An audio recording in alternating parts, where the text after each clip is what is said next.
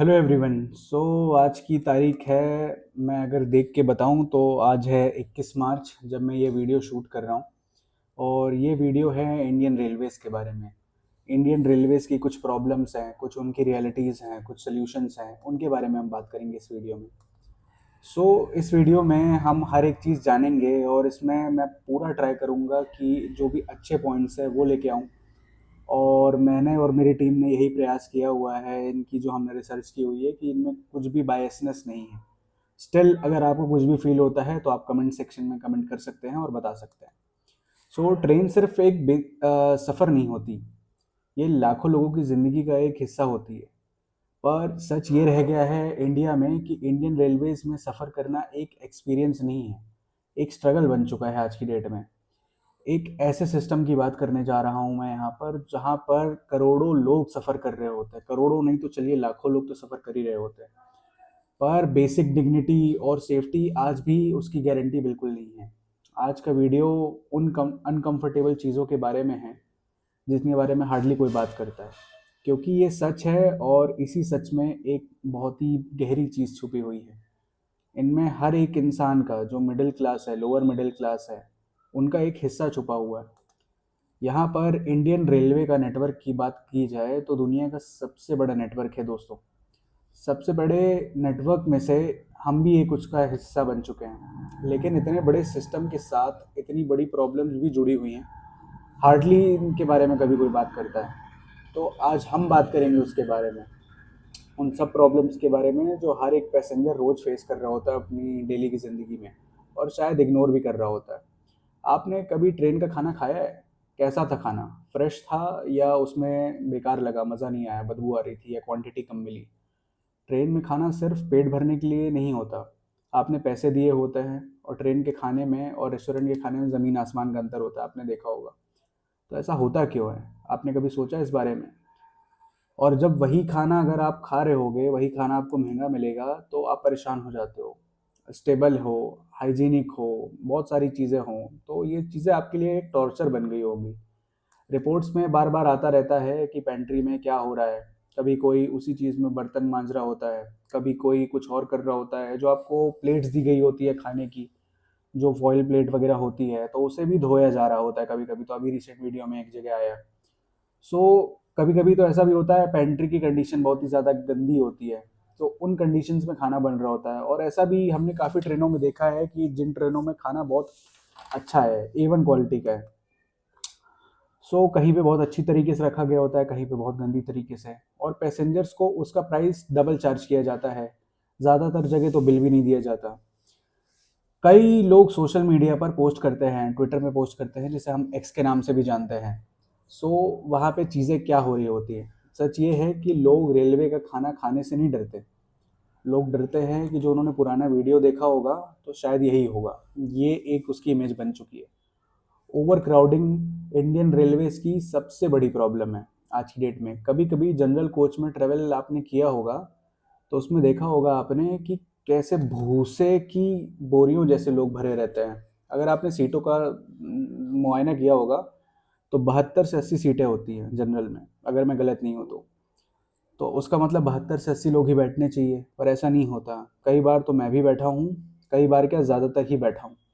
मैंने देखा है कि कैसे कैसे लोग बैठ रहे होते हैं उसमें।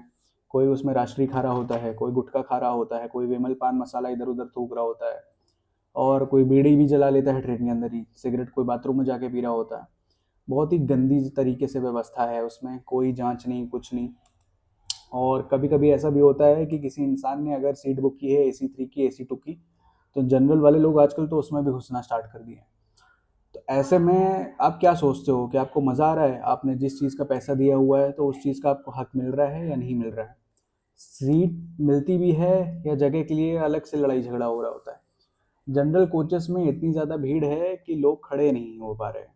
लटक रहा है कोई, किसी का बैग झूल रहा है, किसी का पैर रेलवे की पटरी में कट जाता है। 2025 में न्यू दिल्ली स्टेशन पर क्राउड रश इतना ज़्यादा हो गया जहां 18 लोगों की जान ही चली गई। ये सिर्फ एक इंसिडेंट या एक्सीडेंट वाली बात नहीं है, ये एक वार्निंग है, और बहुत बड़ी वार्निंग है। फेस्टिवल्स के टाइम पे ये सिचुएशन और डेंजरस हो जाती है। मल्टीपल ट्रेन चलाई जाती हैं गवर्नमेंट द्वारा कि पब्लिक की सेफ्टी बनी रहे। अच्छा उनको कन्वीनियंस मिल पाए, आराम से घर पहुंच पाए छुट्टी में, बिकॉज छुट्टी तो मिलती नहीं है एक तो कॉरपोरेट वालों को, और जो मिलती भी है लेबर मजदूर वगैरह जो भी हैं वो परेशान हो जाते हैं। जब आप कोच में एंटर करते हो तो आपको कैसा फील होता है, कभी आपने सोचा है? कंफर्टेबल फील होता है या लगता है कि कितनी बड़ी इरिटेशन हो गई, सबसे बड़ी जीवन की गलती हो गई कि आप ट्रेन में घुस गए? कोच के अंदर सफाई देखकर लगता होगा कि हम पब्लिक ट्रांसपोर्ट में हैं या नहीं हैं, क्या चल रहा है ये। सबसे बड़ी चेन की बात कर रहा हूँ मैं। तो यहाँ पर एक बहुत ही बड़ा निगलेक्शन देखने मिलता है, जो कि ऐसा नहीं है कि रेलवे मिनिस्टर खुद आके ठीक कर देंगे। यहाँ पर बात ये है, जो रेलवे का मैनेजमेंट होता है उसकी जिम्मेदारी होती है। टॉयलेट्स यूज़ करते वक्त आपने देखा होगा कि लोगों का नेक्स्ट लेवल कॉन्फिडेंस होता है कि पानी का यूज़ ही नहीं करना है। तो जो इंसान पहले से बहुत ही अच्छे एनवायरनमेंट में रह रहा होता है, वो जाने में उसमें हेसिटेट कर जाता है कि यार क्या नौटंकी है ये। टॉयलेट्स की कंडीशन, डर्टी फ्लोर्स, गंदी स्मेल, ये सब एक डार्क रियलिटी से भी बढ़ के ऊपर क्रॉस हो गई है। यहाँ पर मेंटेनेंस का लेवल इतना लो है कि बेसिक चीज़ें भी कम लगती है। यहाँ पर लगता है कि अगर हैंड वॉश ही आ जाए तो यार बहुत बड़ी बात हो गई, है ना। तो ये सारी चीज़ें बहुत ही टाइम से चलती आ रही हैं। आप जो ट्रेन में ट्रेवल करते हो वो आपने देखा होगा लेट कितनी चल रही होती है, कितनी कितनी बार। और कुछ ऐसी प्रीमियम ट्रेन भी हैं जो बिल्कुल टाइम पे चल रही होती हैं। पैसे तो पब्लिक ने दोनों के बराबर दिए, तो ऐसा क्यों होता है? और उस डिले की वजह से क्या आपने कभी कोई इंपॉर्टेंट चीज़ें मिस की हैं लाइफ में? किसी का एग्ज़ाम छूट जाता है, किसी का बहुत बड़ा कोई जॉइनिंग लेटर आया होता है, कभी कुछ हो जाता है, कुछ ना कुछ होता ही रहता है। इंडियन रेलवेज़ में डिले की एक एक्सेप्शन रूटीन बन चुकी है। लोगों को पता होता है अरे वो 20 मिनट लेट ही आएगी, आधा घंटा लेट ही आएगी। लोग अपने इंपॉर्टेंट काम मिस कर देते हैं, इंटरव्यूज़, एग्ज़ाम, फैमिली फंक्शंस, कुछ भी, बहुत सारी चीज़ें मिस हो जाती हैं। एक डिले सिर्फ टाइम का लॉस नहीं होता, एक अपॉर्चुनिटी का भी लॉस होता है। लेकिन कहानी यहाँ ख़त्म नहीं होती। जब लोग ट्रेन को रोक देते हैं, पटरी के सामने खड़े हो जाते हैं, प्रोटेस्ट कर रहे होते हैं या कुछ और कर रहे होते हैं, सो उनमें पनिशमेंट का क्या है रूल? काफ़ी चीज़ें अभी पब्लिक को मालूम ही नहीं है। और जो हज़ारों पैसेंजर्स बीच रास्ते में फंस जाते हैं किसी नौटंकी की वजह से, तो उनका क्या हो रहता है? जब लोग अपनी आवाज़ उठाने के लिए ट्रेन्स रोक देते हैं तब एक नुकसान होता है, और वो पब्लिक का ही नुकसान नहीं होता, वो गवर्नमेंट का भी नुकसान होता है। सिर्फ सिस्टम बस उसमें नहीं रह जाता। और जब गुस्सा पब्लिक प्रॉपर्टी पर निकलता है, जब लोग डैमेज करते हैं, कुछ और तोड़-फोड़ कर रहे होते हैं, तो नुकसान हमारे ही पैसों का हो रहा होता है, जो हमने टैक्स से दिया होता है, टिकट का पैसा जो भरा होता है, वही है नुकसान। और इससे भी बड़ी प्रॉब्लम तब शुरू होती है जब लोग खुद ही रेलवे की प्रॉपर्टी को डैमेज करने पहुंच जाते हैं। कभी आपने देखा होगा कि कोई रेलवे का सामान चुरा रहा होता है, कोई कुछ और कर रहा होता है, कोई सीट फाड़ रहा होता है, कोई डैमेज कर रहा होता है, कोई नल तोड़ रहा होता है, कोई तौलिया चुरा के लेके जा रहा होता है। तो यहाँ पर कितनी सारी दिक्कतें हो रही होती हैं। गवर्नमेंट ने ये सारी चीज़ें फैसिलिटी हमको प्रोवाइड की है, चुराने तोड़ने के लिए नहीं, उसे रखने के लिए। तो ये सब सिर्फ एक चीज़ का दिखावा नहीं है, ये एक हकीकत है कि पब्लिक का भी कितना रोल है बर्बादी में। हम पब्लिक प्रॉपर्टी को अपना नहीं समझते, उसको इतना ज़्यादा खैरात वाला समझ लेते हैं कि जैसे बिल्कुल सब मुफ्त में आ रहा हो। पर फिर जब फैसिलिटीज़ ख़राब होती है तो हम उन्हें ब्लेम कर रहे होते हैं। और कभी कभी आपने देखा होगा ट्विटर पर जो भी हमारे रेलवे मिनिस्टर हैं या किसी मिनिस्ट्री के मिनिस्टर हैं, सो पब्लिक डायरेक्टली उनको ब्लेम करने लगती है। हम अपनी तरफ अपने गिरेबान में कभी नहीं झांकते। इसके बाद आता है एक और डेंजरस ट्रेंड जो अभी बिल्कुल रिसेंट में चल ही रहा है। कुछ रीजन्स में लोग पत्थर मारना ही चालू कर देते हैं। स्टोन पेल्टिंग का नाम दिया गया है उसे। तो इतनी कॉमन हो गई है कि एसी के जो कांच होते हैं वो भी टूट गए होते हैं। कभी कभी आपको सोच के लगेगा कि पत्थर इतना ज़्यादा हैवी होता है कि लोगों की भी इंजरी हुई है उससे, और अगर वो किसी पैसेंजर को लगता है तो कितना बड़ा डैमेज होता है। क्या ये सिर्फ एक रियलिटी है या ड्रामा है या हकीकत है, ये आप खुद सोच के बताइएगा। तो एक छोटा सा पत्थर किसी की ज़िंदगी ख़त्म कर सकता है। मतलब अगर कांच टूट रहा हो, कांच लग रहा हो, तो कैसा इंसान को महसूस हो रहा होगा कि कोई इंसान सो रहा हो और पत्थरबाजी चालू हो जाए। फिर हम बात करते हैं एक ऐसी आदत की जो बिल्कुल सबको डेली पर्पस की उसमें बन गई है। हर जगह पान के दाग हों, कोई यहाँ पिचकारी मार रहा है, कोई उधर पिचकारी मार रहा है, जैसे सफाई का कोई मतलब ही नहीं होता। हमारे प्राइम मिनिस्टर ने स्वच्छ भारत अभियान चलाया हुआ है, लेकिन हार्डली वो कुछ सक्सेस दे पाया है। सच बात तो ये है, सब लोग इधर उधर आज भी थूक रहे हैं, प्लॉटों में फेंक रहे हैं, और कुछ भी ज़्यादा इम्प्रूवमेंट नहीं है। कचरा गाड़ी आ रही है पर लोग नहीं फेंकते उसमें। तो यहाँ पर आप खुद सोचिए, सच बताइए, ये सिस्टम की प्रॉब्लम है या माइंडसेट की? ये सिर्फ गंदगी नहीं है, ये माइंडसेट है जो माइंड को आपके गंदा बना चुकी है, जो चेंज होने का नाम ही नहीं लेती। अगर हम खुद रिस्पेक्ट नहीं करेंगे किसी चीज़ की, रेलवे की या किसी भी चीज़ की, तो सिस्टम उसको कैसे ठीक कर पाएगा? सिस्टम भी कैसे क्या ही कर लेगा। जब बात यहाँ पर गंदगी की हो रही है तो ट्रैक्स पर भी देखा गया है कि लोगों ने कितनी गंदगी मचा के रखी है। कभी कभी ऐसा भी होता है कि किसी के घर के पास रेलवे ट्रैक होता है तो वो वहाँ पे ही कचरा डंप कर रहे होते हैं। प्लास्टिक हो, फूड वेस्ट हो, सिर्फ एनवायरनमेंट को नहीं, हाइजीन को भी डिस्ट्रॉय करके रख देता है। सो ऐसा होता है, जो रैट्स होते हैं, चूहे होते हैं, पेस्ट होते हैं, वो बढ़ते जाते हैं और पूरा सिस्टम इससे धीरे धीरे, जो खाने वगैरह वाला पेंट्री वाला एरिया सब होता है, वो कहीं ना कहीं इंटरलिंक तो है। अब बात करते हैं इसके मिसयूज़ की। अब मैं आपसे एक डायरेक्ट सवाल पूछना चाहता हूँ। आप कभी इमरजेंसी जो चेन होती है, अगर आप उसको पुल करो तो उसमें होता क्या है? सच सच बताना। कभी किसी ने पुल भी की होगी तो क्या सच में इमरजेंसी थी, या सिर्फ ऐसा लग रहा था कि यार चलो कन्वीनियंस की तरह है, मैं यहाँ पे ही उतर जाता हूँ, कौन रेलवे स्टेशन जाएगा, ऑटो का खर्चा लग जाएगा।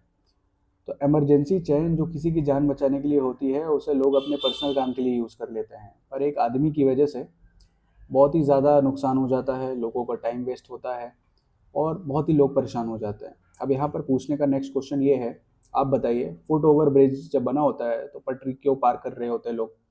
क्या आप ट्रैक्स क्रॉस करते हो? आपने किया है? आप सोचिए, किया है तो उसे भूल जाइए, आगे मत करिए। किया भी है तो आप उसको ये सोचिए कि आपकी कुछ मजबूरी रही होगी, क्योंकि आप टाइम का वैल्यू नहीं कर पा रहे होगे, तो आप अगली बार फुट ओवर ब्रिज यूज़ करिए। यहाँ पर 1-2 मिनट बचाने के चक्कर में किसी की जान भी गई हुई है। सारी चीज़ें रियलिटी में हैं, आप इंटरनेट पर देख सकते हो। फुट ओवर ब्रिज होने का मतलब ये है कि आप उसे पार ना किया करो, जो ट्रैक है, आप फुट ओवर ब्रिज का ही यूज़ करो। धीरे धीरे इंडियंस को शॉर्टकट की आदत लग गई है। शॉर्टकट कई लोगों की ज़िंदगी का लास्ट स्टेप बन जाता है। हर साल हज़ारों लोग इसी वजह से बिल्कुल परेशान हो चुके हैं, जान गंवा देते हैं, उनके फैमिली वाले बैठे रह जाते हैं और फिर रेलवे से ही मुआवजे की मांग करते हैं। अब बात करते हैं सेफ्टी की। क्या आप ट्रेन में अपना फ़ोन फ्रीली यूज़ करते हो, या हर सेकंड अलर्ट पे रहते हो कि कोई चोरी ना कर जाए? क्या सफ़र में ट्रस्ट है या फियर है? जनरल कोचेस में सिक्योरिटी की कमी सबसे ज़्यादा महसूस हो रही होती है। सबसे बड़ा एक कंसर्न होता है कि यार ये ना चोरी हो जाए, वो ना चोरी हो जाए। लोग अपना फ़ोन, वॉलेट, चेन लेकर भी सेफ नहीं फील करते। ट्रैवल करते वक्त देर, मतलब अगर कुछ हो जाए आपको सोने में, तो आपको लगता है यार कि और कुछ सामान ना चोरी हो जाए, तो डर हमेशा बना रहता है। और जब लोग फेस्टिवल्स पे घर आ रहे होते हैं या कहीं जा रहे होते हैं, दिवाली होता है, छठ होता है, कुंभ होता है, जैसे बहुत बड़े फेस्टिवल्स कुछ और हो रहे होता है, ट्रेन्स में इतनी भीड़ होती है कि एंट्री लेने पे एक नेक्स्ट लेवल का स्ट्रगल बन जाता है। लोग सीट्स पर नहीं बैठते, लोग फ्लोर पर बैठे हुए होते हैं, यहाँ तक कि टॉयलेट के अंदर भी जाके बैठ जाते हैं। खुशी का सफ़र एक सर्वाइवल टेस्ट बन जाता है। वो तो जैसे आपने देखा होगा, मैन वर्सेस वाइल्ड में बियर ग्रिल्स रहता है, उससे भी नेक्स्ट लेवल होता है। और इस भीड़ का एक बड़ा रीज़न है कि टिकट लेस होना। लोगों के पास टिकट नहीं होती, जहाँ लोग बिना टिकट के ही ट्रैवल कर रहे होते हैं, इवन जनरल की टिकट भी नहीं ले पा रहे होते। ऐसा नहीं है कि कमा नहीं रहे, बस वो खरीदना नहीं चाहते। ये हमारे इंडियंस की मेंटालिटी बन चुकी है। ये सिर्फ ओवर क्रो को, ऐसा नहीं है कि ओवर क्राउडिंग आपकी बन गई है या ओवर क्राउडिंग को ही पुश दिया जा रहा है, ऐसा नहीं है। ये बात है माइंडसेट की। और जो जेन्युइन पैसेंजर्स हैं उनको बिल्कुल सफ़र करना पड़ जाता है बहुत ही ज़्यादा। भीड़ के साथ साथ यहाँ पर नेक्स्ट लेवल क्राइम भी होते रहते हैं। कोई मोबाइल चुरा रहा है, कोई किसी की चैन चुरा रहा है, कोई कुछ और ही चुरा रहा होता है। तो यहाँ पर लोग अलर्ट में रहते हैं। कभी कभी फीमेल को बैड टच भी करते हैं, लोगों ने बहुत सारे वीडियोस पोस्ट किए हुए हैं। स्पेशली स्लीपर और जनरल क्लास में ये रिस्क तो बहुत ही ज़्यादा बढ़ जाता है। सफ़र में ट्रस्ट की जगह बहुत बड़ा फियर बन गया है कि क्या किया जाए। अब बात करते हैं बेसिक फैसिलिटीज़ की।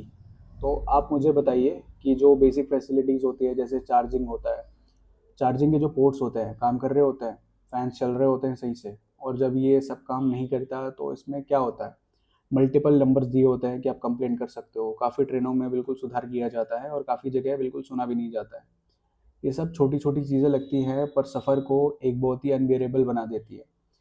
मैं पर्सनली अपना एक्सपीरियंस बताऊं तो जितने बार मैंने रेलवे में ट्रैवल किया है, चार्जिंग पोर्ट अगर काम नहीं किया है, फ़ैन नहीं चल रहा है, मैंने कंप्लेंट की है। रेल मदद में हमेशा मुझे हेल्प मिली है, हमेशा, not even a single time की हेल्प ना मिली हो। तो यहाँ पर बेसिक चीज़ ही लग्जरी लगने लग जाती है। और जब टॉयलेट्स की बात की जाती है, टॉयलेट क्लीनिंग की और कुछ की, तो लोग, अगर आप अच्छे से कंप्लेन करोगे, लोग सुनते हैं। बात यहाँ पे ये है, लोगों को पता ही नहीं है कंप्लेन कैसे करना। तो यहाँ पर कुछ लोगों की डिग्निटी भी कॉम्प्रोमाइज़ हो जाती है। क्या नहीं होती? आपको क्या लगता है? ये बेसिक नीड है जो इग्नोर करने पे बहुत ही बड़ा एक लेवल ले लेगी। जब हाइजीन की बात करते हैं तो यहाँ पर कॉकरोचेस भी होता है, बहुत सारी ऐसी चीज़ें होती हैं, कभी कभी चूहे भी घूम रहे होते हैं। रिपोर्ट्स के अकॉर्डिंग 26% पैसेंजर्स ने पेस्ट नोटिस किया हुआ है ट्रेन के अंदर। ये सिर्फ डिस्कम्फर्ट नहीं है, हेल्थ रिस्क भी एक बन चुका है। अब बात करते हैं स्टेशंस की। अनाउंसमेंट लेट हो रही होती है या कुछ और हो रहा होता है, ट्रेन आ नहीं रही होती है टाइम में, घंटा 2 घंटा आधा घंटा ऐसा करते करते बहुत समय बीत जाता है, लेकिन कुछ उसका सोल्यूशन नहीं निकल रहा होता। लोग भाग रहे होते हैं, कभी कभी प्लेटफॉर्म ही चेंज हो जाता है, और कई बार ये सिचुएशन आती है कि भगदड़ भी मच जाती है। सिस्टम सिर्फ मशीन तक ही रह जाता है और रियलिटी में हम फिर उसमें प्रॉब्लम झेल रहे होते हैं। कभी कभी ऐसा भी होता है कि रेलवे के स्टेशन में जब अपन अंदर होते हैं, स्टाफ बिहेवियर भी एकदम बेकार ही होता है, बहुत ही कुछ ज़्यादा किसी का अच्छा नहीं होता। कुछ स्टाफ बहुत ही ज़्यादा हेल्पफुल होता है, पर कुछ का रूड बिहेवियर एटीट्यूड अपने लिए एक माइंडसेट क्रिएट कर देता है कि पूरा सिस्टम ही घटिया है। रिस्पेक्ट दोनों तरफ से की जाती है, पैसेंजर्स की तरफ से भी और स्टाफ की तरफ से भी, पर कभी जब आपको एक साइड का एक्सपीरियंस गंदा दिख जाए तो हम पूरे सिस्टम को जज कर लेते हैं। जब हम स्टेशन पर आते हैं और जब हम सोचते हैं कि प्लेटफॉर्म पर वेट करें, तो कहीं कहीं आजकल प्राइवेट रूम्स भी बन गए हैं, आपको पैसा दो, क्लीन बेंचेस होती हैं, सारी चीज़ें होती हैं, लेकिन आपको लगता नहीं है कि ये रेलवे की रिस्पॉन्सिबिलिटी है कि वो उसे फ्री दिया जाए जहाँ तक वो हो सके। पैसा तो आप हर एक चीज़ का दे ही रहे हो, हर एक चीज़ प्राइवेट होती जा रही है, तो क्या ये होनी चाहिए? आपको क्या लगता है आपके एक्सपीरियंस के अकॉर्डिंग? पैसेंजर्स वेट करते हैं, बेसिक कंफर्टेबल जो उन्हें चाहिए होती है वो भी नहीं मिल पा रही होती है। स्टेशंस का हाल सिस्टम की रियलिटी दिखा देता है, और इसके साथ साथ है उसका डिस्टर्बेंस।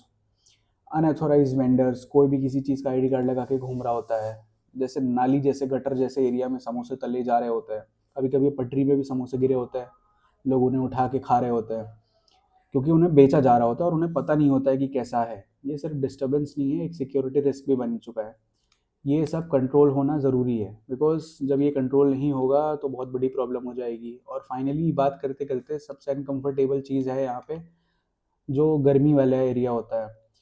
आप गर्मी में प्लेटफॉर्म में बैठे हुए होते हो, बेसिक पंखा भी कभी कभी काम नहीं कर रहा होता है वहाँ पे। और बात करें रेलवे स्टेशन में, जब आप अंदर जाते हो तो आपने देखा होगा लोग लेटे हुए होते हैं, कैसे उसमें वो कर रहे होते हैं प्रोसेस।